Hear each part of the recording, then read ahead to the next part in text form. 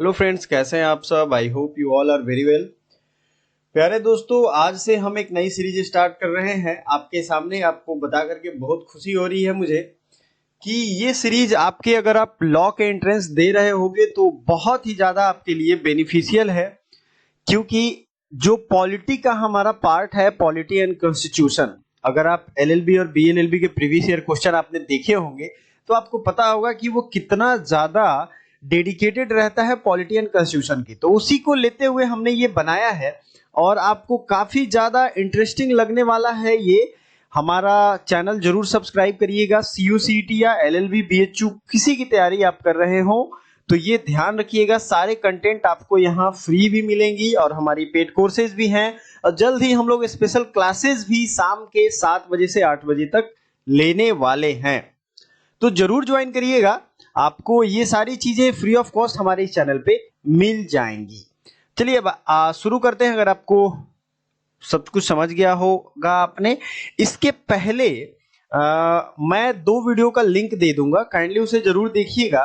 क्योंकि उसमें इस एक्ट से पहले की सारी इंफॉर्मेशन दी गई है। इसमें मोटा मोटी हम लोग गवर्नमेंट ऑफ इंडिया एक्ट 1858 से आगे बढ़ेंगे, है ना। आपको ये पता होगा कि संविधान हमारा यूं ही नहीं बन गया, बहुत मशक्कत करनी पड़ी और बहुत सारी चीजों से लड़ना पड़ा और अल्टीमेटली हमारा कॉन्स्टिट्यूशन बन करके रेडी हुआ। तो ठीक है, आई थिंक सबको क्लियर साउंड और वीडियो आ रहा है, तो कमेंट करके जरूर बताइएगा। इसके पहले की वीडियो आपको डिस्क्रिप्शन में मिल जाएगी। अगला चैप्टर जो हमारा है वो पार्लियामेंट आएगा और लीगल मैगजीन यानी लीगल पार्ट की क्लास हम लोग जल्द शुरू कर रहे हैं।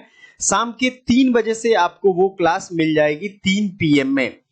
ठीक है, 3 PM में कोई ना कोई इंपॉर्टेंट क्लास जरूर रहेगी, सो ध्यान से देखिए और तैयारी करिए। चलिए स्टार्ट करते हैं। क्राउन रूल स्टार्टेड 1858 का जो एक्ट था वो सबसे इंपॉर्टेंट इस मामले में है कि इस टाइम में क्राउन रूल को स्टार्ट किया गया। अब ये क्राउन रूल क्या है आपको पता है। 1857 की क्रांति हुई थी और उसके बाद ब्रिटिश की जो क्राउन है, यानी कि जो वहां के किंग एंड क्वीन है, उन्होंने ये अपने हाथ में ताजपोशी ले ली थी, यहाँ के सत्ता को अपने हाथ में ले लिया था। The post of viceroy created, the post of secretary of state created. ये हमारा दोनों भाषा में है, आपको टेंशन नहीं लेना है। वायसराय का पद सृजित किया गया, भारत के राज्य सचिव का पद सृजित किया गया। एंड आपने पहले पढ़ा होगा कि डबल सिस्टम चला था, बोर्ड ऑफ कंट्रोल और कोर्ट ऑफ डायरेक्टर्स। अगर नहीं देखा है तो मैं बता दूं, ये दोनों चीजों को खत्म कर दिया गया, board of control and court of directors को, है ना। ये दोनों खत्म कर दिया गया यहाँ पे, board of control and court of directors. आपको एकदम याद होना चाहिए, मुंह जबानी हर चीज। चलिए आगे बढ़ लेते हैं। क्राउन रूल स्टार्ट हो गया, post of viceroy created, post of secretary of state created, ये सब चीजें आपने देख ली। अब इसके बाद सुधारों का ये सिलसिला चलता रहेगा तब तक भारत आजाद ना हो जाए। Indian council act 1861, it started the beginning of the representatives institutions by associating Indians with law making process। ठीक है, 1857 की क्रांति क्यों हुई थी, जो हमारा रिबेलियन हुआ था उस जमाने में, उसके पीछे सबसे बड़ा रीजन क्या था कि उस लॉ मेकिंग प्रोसेस में कोई भी इंडियंस नहीं था। लॉ मेकिंग प्रोसेस क्या होता है, जो लोग कानून बनाते हैं उसके प्रोसेस में कोई भी इंडियन शामिल नहीं होता था, है ना। तो ये जो है इस समय से इसलिए दिया जाने लगा रिप्रेजेंटेशन, ताकि विद्रोह आगे ना हो, क्योंकि भारतीय भी रहेंगे तो आपका जो एक कॉर्नर बचा रहता है, सेफ कॉर्नर, वो बचा रहेगा। चलिए प्यारे दोस्तों, आगे हम लोग बढ़ जाते हैं और अगला देख लेते हैं क्या है इंपॉर्टेंट इसमें। अब इसमें नॉमिनेशन तो किया जाने लगा, आप लोग देख रहे हो, लेकिन इसमें मोटा मोटी 3 इंडियंस को अपॉइंट किया गया उस समय। देखिए यहाँ पे सिर्फ 3 अपॉइंट किया गया, ध्यान से सुनिएगा, ये इलेक्शन नहीं हुआ था। और लॉर्ड कैनिंग के लेजिस्लेटिव काउंसिल में, अब इसमें राजा ऑफ बनारस, महाराजा ऑफ पटियाला और सर दिनकर राव, ये 3 लोग थे। अगला है restore the legislative powers of Bombay and Madras presidency. आपने देखा होगा 1773 से जो मद्रास एंड बॉम्बे प्रेसिडेंसी है, उनको धीरे धीरे उनके पावर छीन लिए गए थे। अब इनके पावर को रीस्टोर कर दिया गया। ये पीडीएफ आपको टेलीग्राम पे मिल जाएगा, ठीक है। Started portfolio system, it empowered the viceroy to issue ordinances. यहाँ आपको ध्यान रखना ये वाइस राय है। और ऑर्डिनेंस इशू करने का पावर इनको दे दिया गया without the concurrence of the legislative council during an emergency life of such ordinances was 6 month. ठीक है, चलिए बॉम्बे एंड मद्रास प्रेसिडेंसी को विधायी शक्तियां बहाल की गई, पोर्टफोलियो सिस्टम दिया गया, हिंदी में आपको लिखा गया है सारा। आपको मोटा मोटी 3 कीवर्ड याद रखना है, पोर्टफोलियो सिस्टम, ऑर्डिनेंस सिस्टम और लेजिस्लेटिव काउंसिल को मतलब 6 महीने के लिए अगर ना हो तो ऑर्डिनेंस लाने का भी प्रोविजन किया गया। ये चीजें कब कब लाई गई बताइए? ये चीजें लाई गई आपकी इसी 1861 के एक्ट में। अगला देख लेते हैं इंडियन काउंसिल एक्ट 1892। अब इसमें मैंने क्या कहा था कि इंडियंस के नहीं पार्टिसिपेट करने से ही विद्रोह हुआ था, तो इसमें भी विद्रोह का कारण जो है उसको हटाने की काम की गई थी और कुछ नॉन ऑफिशियल मेंबर्स को इंक्लूड किया गया था जो प्रोविंशियल लेजिस्लेटिव काउंसिल से थे। प्रोविंस हुआ करता था ना उस समय, सूबा हुआ करता था, Bengal province, Bihar province, Bombay province, तो इन जगह से लोगों को लेजिस्लेटिव काउंसिल में थोड़ा सा दिया गया और उनको एक और पावर भी दिया गया। मान लो अगर किसी व्यक्ति को हम सिर्फ लोकसभा में बैठा दें और उससे बहस करने का अधिकार ना हो तो ये फेवरेबल नहीं होता है, तो उन लोगों को discussing the budget and addressing the questions to the executive 1892 के कानून में आया। ठीक है, देखो ध्यान से सुनते चलो। 1868 में थोड़े से कोशिश की गई, 1861 में 3 लोगों को पार्टिसिपेशन दिया गया, 1892 में जो लोग पार्टिसिपेशन दिए जा रहे थे उनको थोड़ा बढ़ाया गया और बढ़ाने के बाद अल्टीमेटली उन्हें थोड़ा डिस्कशन का भी राइट दिया गया। ठीक है, Indian council act 1909, Indian council act 1909 को मॉर्ले मिंटो रिफॉर्म कहते हैं। लॉर्ड मॉर्ले जो थे, अब इसको मॉर्ले मिंटो रिफॉर्म क्यों कहते हैं? देखिए कोई भी काम होता है जिसमें बड़े पोस्ट वाले लोग हैं उनका पहले नाम लिखा जाता है, तो मॉर्ले क्या थे? आपको ट्रिक दे रहा हूं, आपसे पूछा भी जा सकता है। मॉर्ले सेक्रेटरी ऑफ स्टेट थे, Lord Minto was the viceroy of India that time, it considerably, है ना, तो इसलिए इसको क्या कहते हैं? Morley Minto reform. It increases the size of, अब यहां से आप देखोगे 1858 के बाद, मैं हमेशा कह रहा हूं 2 राइट्स दिए जाएंगे इंडियन को, थोड़ा थोड़ा डिस्कशन बढ़ाने का और अपनी संख्या भी बढ़ाने का। 2 राइट्स हमेशा से दिए जाएंगे और वो बढ़ता ही जाएगा।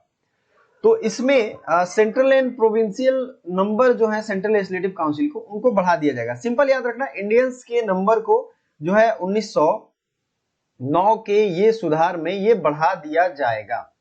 Morley Minto reform I think आपको क्लियर हो गया होगा।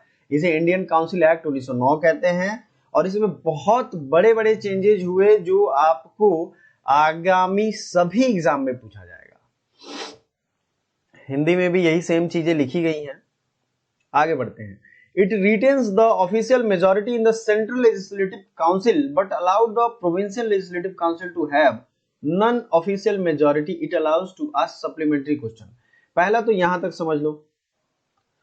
इसमें ठीक है ऑफिशियल जो अंग्रेज थे वो ज्यादातर रहेंगे, लेकिन फिर भी थोड़ी सी नॉन ऑफिशियल मेजॉरिटी बढ़ाने की बात की गई थी। बार बार कह रहा हूं थोड़े से पावर दिए जाएंगे, हमेशा बढ़ा बढ़ा के दिए जाएंगे।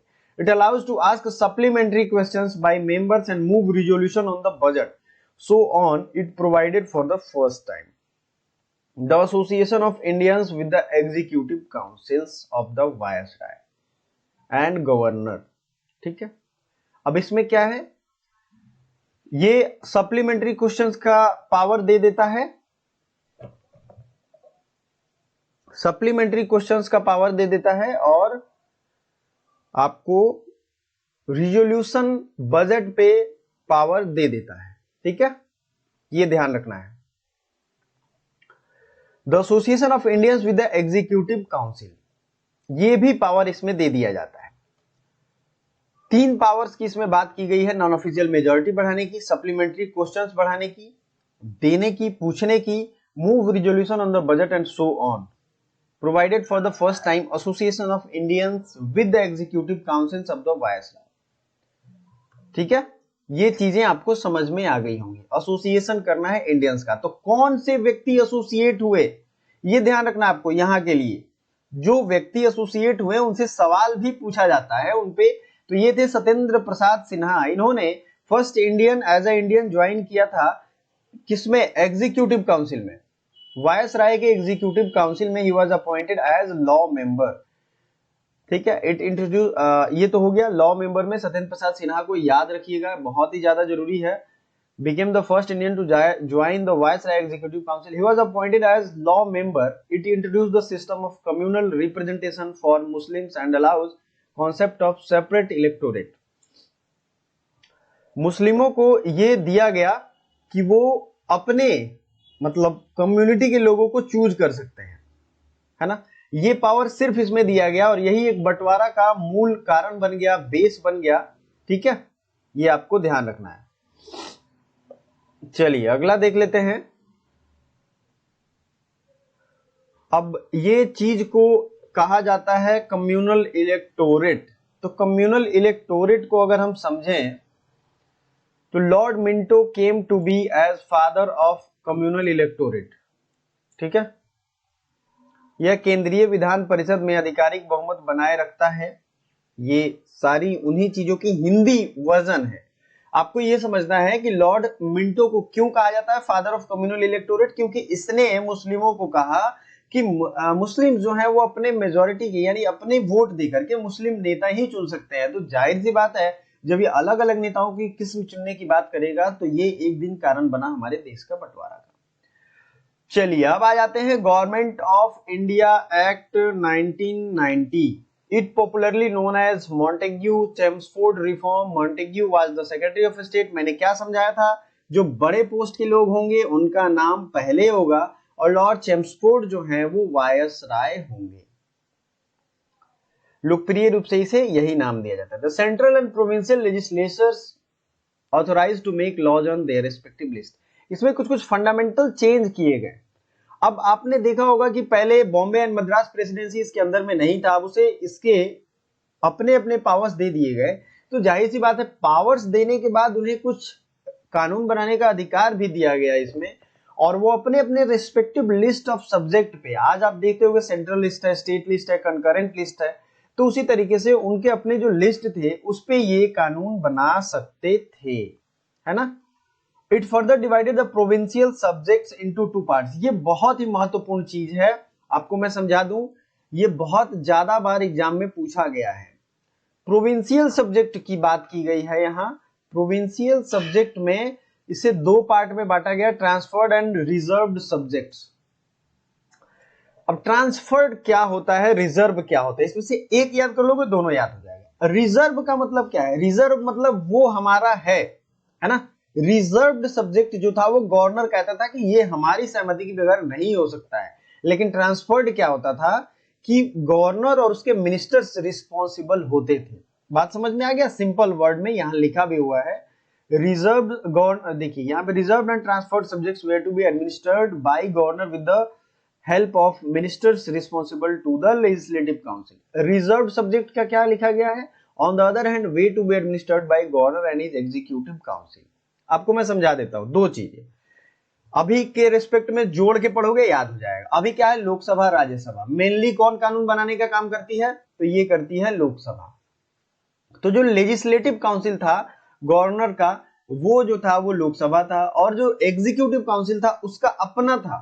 आप देते हो ना कार्यपालिका, वो एग्जीक्यूटिव काउंसिल उसका अपना था, और वो कौन से सब्जेक्ट्स पे देखती थी, तो रिजर्व्ड सब्जेक्ट पे, और जो लेजिस्लेटिव था वो ट्रांसफर्ड सब्जेक्ट को रेगुलेट करता था। सिंपल याद रखना है, रिजर्व और जो अनरिजर्व्ड यानी कि ट्रांसफर्ड होगा उसको कौन कौन किस कानून में ये आया, तो गवर्नमेंट ऑफ इंडिया एक्ट 1919 की ये बात है। ठीक है, अब चूंकि ये दो तरीके की बातें हो गई तो दो तरीके का रूल हो गया, इसलिए इसे क्या कहते हैं, इसे कहते हैं डायआर्की। क्या कहते हैं, इस रूल को कहते हैं डबल रूल या dyarchy. Ultimately it was largely unsuccessful, ये सफल नहीं हो पाया, लेकिन आपको याद रखना है डायआर्की इसने लाया था। अब देखिए ये मैं एक चीज बताऊंगा जो आपको बड़े काम आने वाले हैं। बाइकैमरलिज्म, बाइकैमरलिज्म माने द्विसदन, आप लिखना चाहो तो लिख सकते हो, यहां लिखा हुआ है bicameralism and direct election to the country it introduced for the first time. इसने सबसे पहली बार, है ना, द्विसदनात्मक व्यवस्था लाई गई। तो आप जरा सोचो कि अगर दो सदन वाली व्यवस्था आएगी तो सबसे पहले सेंटर में आएगी या स्टेट में आएगी? सबसे पहले सेंटर में आएगी। तो आपको 1919 में क्या याद रखना है, ये जो द्विसदनात्मक व्यवस्था है ये सबसे पहले कहां आया? तो ये आया अपर हाउस और लोअर हाउस का जो कॉन्सेप्ट है ये इसी में आया, गवर्नमेंट ऑफ इंडिया एक्ट 1919 में। और कहां के लिए आया? तो सेंटर के लिए अभी आया है, क्योंकि अगला जो आएगा वो प्रोविंस के लिए भी आ जाएगा। आपने ये तो देखा था कि मुस्लिमों के लिए मुस्लिम नेता चुने जा सकते थे। अब इस एक्ट ने थोड़ा सा और बढ़ा दिया, principle of communal representation by providing separate electorate for Indian Christians, Anglo Indians and Europeans. इनको भी वो पावर दे दिया। याद करो 1909 में मॉर्ले मिंटो रिफॉर्म में ये बात की गई थी। सबको एक दूसरे से जोड़ के पढ़ो, सब याद हो जाएगा, मेरा पूरा भरोसा है। जिन बच्चों का भी रिजल्ट हुआ था वो इसी प्रोसेस से पढ़े थे। तो काइंडली लाइक जरूर कर दीजिएगा और अपने दोस्तों को शेयर करिए। और पॉलिटी की प्लेलिस्ट है पूरी, ऐसे बहुत सारे चैप्टर्स हमने पढ़ा दिए फ्री ऑफ कॉस्ट, तो आप वहां से पढ़ सकते हो। बाकी हमारा पेड कोर्स है, वहां ज्वाइन कर सकते हो। डिस्क्रिप्शन में व्हाट्सएप का लिंक है, वहां से आपको सारी चीजें इंफॉर्मेशन मिल जाएंगी। It provided for the establishment of public service commission. आज आप देखते हो यूपीएससी ये 1926 में सेटअप किया गया था, लेकिन इसका प्रोविजन इसी एक्ट में आया था। सिंपल याद रखना, सिविल सर्विसेज का जो प्रोसेस है 1919 में के एक्ट में पास किया गया था। अब बात करेंगे, it separated for the first time provincial budget from central budget. Provincial budget और सेंट्रल बजट को सबसे पहली बार 1919 में ही अलग किया गया। और यहाँ के बाद अब हम पढ़ने वाले हैं क्या? 1935 का अधिनियम। तो आगे बढ़ने से पहले प्यारे दोस्तों, अगर आपने लाइक एंड शेयर नहीं किया है तो जरूर करिए और कमेंट करके हमें बताइए आपका ये कैसा लग रहा है, क्या इसे कंटिन्यू रखा जाए या नहीं। यस और नो में कमेंट कर सकते हैं। It provided for the establishment of all India Federation consisted of provinces and princely state। इसके पहले भारत आपको पता है छोटे छोटे रजवाड़ों में बटा था, तो इसने कन्फेडरेशन की बात की थी। हालांकि ये लागू नहीं हो पाया, लेकिन बात तो की थी, फेडरेशन की बात की थी। इन लोगों के लिए अलग अलग लिस्ट भी बना दिया गया जिसमें ये कानून बनाएंगे, federal list and provincial list. It abolished the diarchy in provinces and adoption of diarchy at the center। आपको अभी मैंने क्या बताया था, बाईकैमरलिज्म पहले कहां आएगा? सेंटर में, और वो पहले आएगा 1919 में। और डायआर्की कहां था? प्रोविंस में था, तो उसको खत्म कर दिया गया और इस बार डायआर्की दे दिया गया सेंटर में। ये ध्यान से समझिए, क्योंकि ये याद करने में बड़ा कंफ्यूजन होता है। डबल रूल जो था वो 1935 में दे दिया गया सेंटर को, है ना, डायआर्की याद रखिएगा, और प्रोविंस से हटा लिया गया। ठीक है, लेकिन जो ये बाईकैमरलिज्म है वो सबसे पहले आया सेंटर में और 1935 में आ गया आपके प्रोविंस में भी। यहां अगला लाइन जो आपको दिख रहा है ये इसी के बारे में है। आई थिंक अब क्लियर हो गया होगा। दोनों एक दूसरे के, मतलब जो चीज इस समय उस टाइम में यहां आता है वो सेंटर में नहीं आता है, और जो सेंटर में आता है वो प्रोविंस में नहीं आता है। अब इसमें जो है काउंसिल ऑफ इंडिया एक एस्टेब्लिश किया गया था, उसको हटा दिया गया। ठीक है, इस काउंसिल ऑफ इंडिया का काम क्या था आपको पता ही है, सेक्रेटरी ऑफ स्टेट को हेल्प करता था, और इनको थोड़ा सा जो है एक टीम ऑफ एडवाइजर दे दिया गया, मतलब इनके भी पावर्स को थोड़े से लिमिटेड कर दिए गए। और फ्रेंचाइज मतलब 10% पॉपुलेशन को वोटिंग राइट दिया गया था 1935 में, याद रखिएगा 10% पॉपुलेशन को। और इसमें जो महत्वपूर्ण काम है जो एग्जाम में आएंगे वो क्या क्या है? आरबीआई यानी रिजर्व बैंक की स्थापना। ठीक है, और इसके बाद आपको फेडरल पब्लिक सर्विस कमीशन आपने देखा था, अब स्टेट पब्लिक सर्विस कमीशन भी आ जाएगा और ज्वाइंट पब्लिक सर्विस कमीशन भी 1935 में आ जाने वाला है।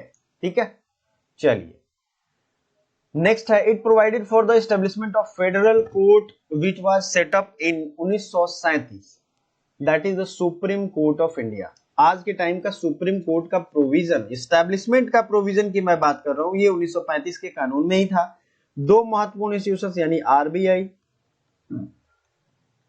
और सुप्रीम कोर्ट, ये दोनों कहां से आया? 1935 के आया। चलिए 1935 में मुख्य रूप से यही सब बातें थी। अब 1947 को देख लेते हैं। भारत आजाद होने को है, आपको पता है कैबिनेट मिशन 1946 में आया। मैं आपको बता देता हूं, इसके पीडीएफ दे दूंगा। इसमें मोटा मोटी भारत के पार्टीशन की बात की गई है। ऑफिस ऑफ वायसराय को खत्म कर दिया गया, दोनों को डोमिनियन के साथ एक गवर्नर जनरल दे दिया गया। माने भारत और पाकिस्तान की बात, जो कि लास्ट टाइम ब्रिटिश किंग के द्वारा अपॉइंट किया गया था।